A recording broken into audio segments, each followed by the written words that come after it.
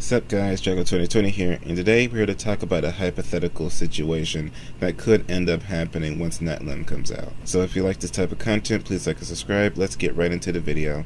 Let's talk about where this whole thing even started, and that is how Pyro buffs a character versus how Electro buffs a character. When Pyro buffs a character, it adds power to their raw stats, versus Electro, it takes the low stats that they have and allows them to charge up attacks more powerful than what they normally can do, given they have the amount of time to do so.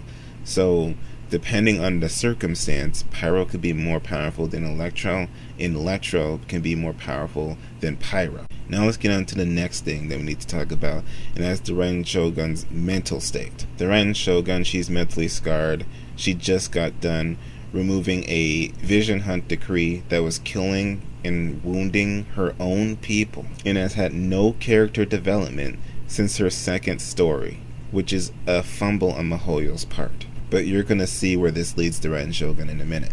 The new Pyro Archon does not seem to be conflicted in any way, shape, or form, and I can say that and make that distinction because when Inazuma came out, there was all this promotional material that was all sad and somber, and it looked like someone experienced a traumatic event, of which they did. But there was none of that when Netlim came out. It was just pure paradise, and the region reflects that. Take Netlim or any other region in the game and compare it to Inazuma in terms of how safe it actually is. If you go anywhere in Inazuma, you are likely to be killed. It is that bad over there. Each region reflects the mental state of each Archon. Nahida, it's a jungle. She's been asleep for hundreds of years, and it's unkept. The people are doing whatever they want, and they think they can do whatever they want because she hasn't done anything about what they have done. Mondstadt is mostly free. Liyue and Fontaine are orderly. The condition of each region reflects the mental state of each Archon. And when you think of things like that, you now see the problem when I bring up what I'm about to bring up. Willpower, ambition, and goals, that directly leads to a power increase in a vision user or Gnosis user or even a delusion user. That's how the power system works in Genshin Impact. If you're mentally compromised, that directly affects your power, because your power becomes compromised. She has a better handle on life than she did before, but she's had no character development since then. And I think I know why, and that right there is its own video. It has nothing to do with Genshin Impact, but the nation where the game was made. I'm just going to be blunt and say this: the new Archon has the possibility to be more powerful than the current Raiden Shogun, and it's because of the things that I outlined before. 1, her power is more consistent. 2, she is not conflicted. And 3, an Archon's power comes directly from the people who worship them. If the people feel like that the Archon is being foolish, then the Archon loses most of its power. Based off of what I've seen, the people of Netlim, they love their Archon. So the Raiden Shogun, or she is actively being nerfed because of her own actions, and her people are less likely to back her up. Versus Netlim, it's the complete opposite. I have analyzed the Raiden Shogun's fighting capabilities. She is one of the most skilled, if not the most skilled character in Genshin Impact.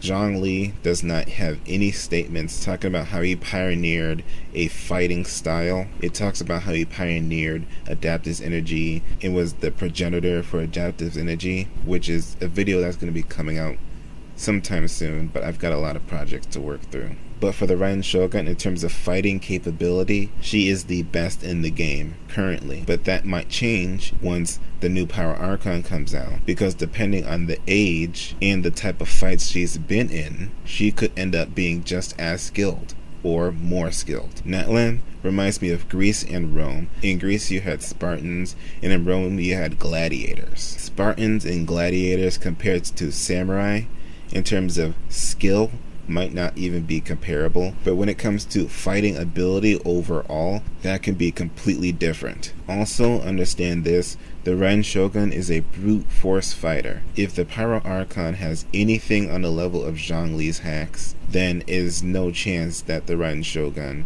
is able to win under the circumstances that I've laid out before.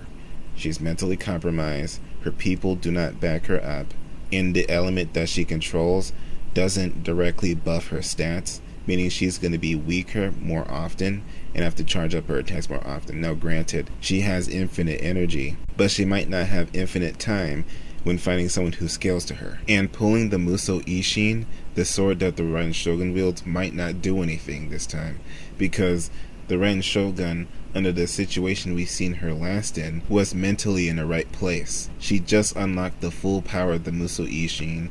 She started to fall more in line of what Makoto wanted for eternity. In the Raiden Shogun, the person who A was fighting against, she was the complete opposite of what Makoto and what A at that point wanted for eternity. So she had everything going for her in that moment. In a normal battle, A is not going to get this type of buff. And if she activates the Shadow Lord form, who's to say that the new Pyro Archon doesn't activate her own Shadow Lord form?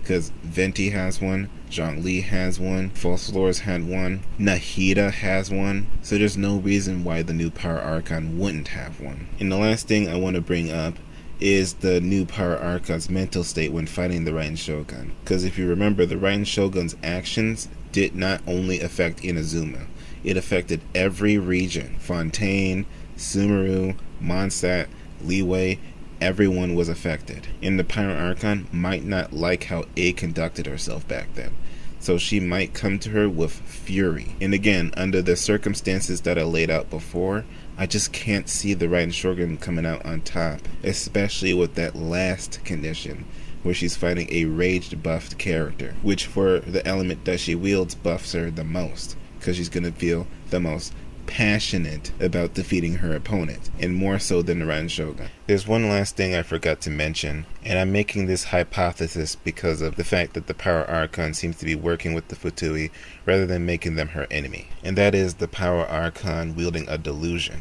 If the Pyro Archon receives a delusion, it's most likely going to be a high quality delusion, so it will provide her a 100 times to 1,000 times buff. Now let's get into some things that A can bring to the table that could potentially put her above the new Pyro Archon. As I said before, the Raiden Shogun is the most skilled martial artist in the entire game. Nobody trains as much as she does, and the fighting style that she uses now is something that she herself created. Also, A's physicality. I'm not talking about her stamina, I'm talking about her raw strength alone. Even though I said earlier that her people have mostly lost faith in her, that doesn't completely depower an Archon.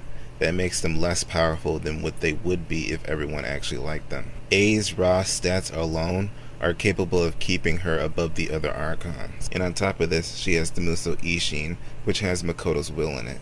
If you recall in my previous video, the emotions of deceased gods in Genshin Impact remain even though the false gods themselves have long passed away. In spite of the fact that the power that A would be drawing upon would be much weaker than what Makoto was capable of doing due to the fact that she has passed away, this is a significant buff, and it also directly buffs her stats because her sister has faith in her. This reminds me how a delusion functions. If you remember, it takes energy from deceased gods and then allows the user to use that energy in the form of elemental attacks. If this provides the same type of buff, which in my opinion it really shouldn't, because this is one of the most powerful power sources in the game, a actual deceased Archon of the 7, then A should be receiving a 100 to even 1,000 times increase. So to recap, A has Makoto's energy, a delusion style buff, infinite energy and stamina, and better martial prowess. Earlier I said that if the Pyro Archon has anything on the level of Zhongli's hacks, I couldn't see A winning.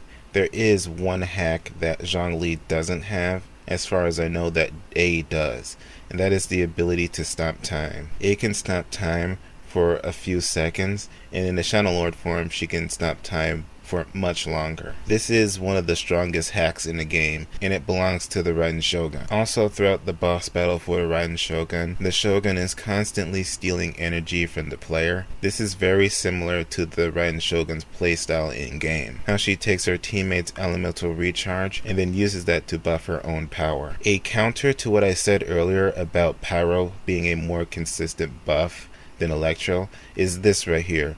If A is constantly stealing her energy and using it against her, it doesn't matter how powerful she is.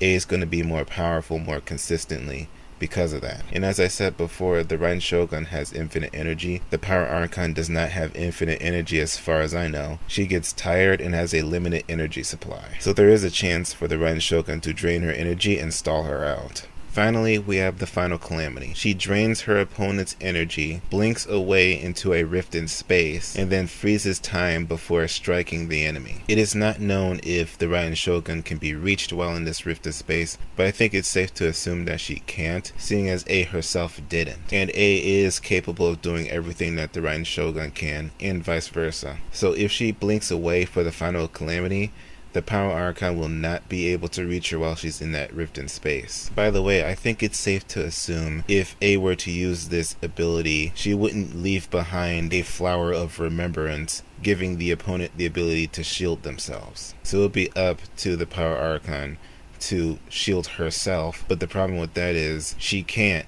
It goes through shields and invincibility frame. The only way to block Final Calamity is for the Power Archon to create her own rift in space that's separate from her surroundings, and then use that to shield herself. Even with her power drained, this should be pretty easy to do. A is capable of doing it casually. We even see someone like Mona do it casually. So the Power Archon should be able to casually create this rift in space, or like a wormhole, or somehow manipulate the space that the attack is going to be in. So to end this video off, the answer to this debate or this question is it depends. It depends on what powers that the Power Archon has. It depends on if she has powerful hacks. It depends on their Shadow Lord forms, because so far A seems to have the best Shadow Lord form. And it depends on their mental state going into the battle and how many people have their back, because again, that affects an Archon's power. How many people have faith in them? So I'm just going to end the video right here. If you like this type of content, please like and subscribe.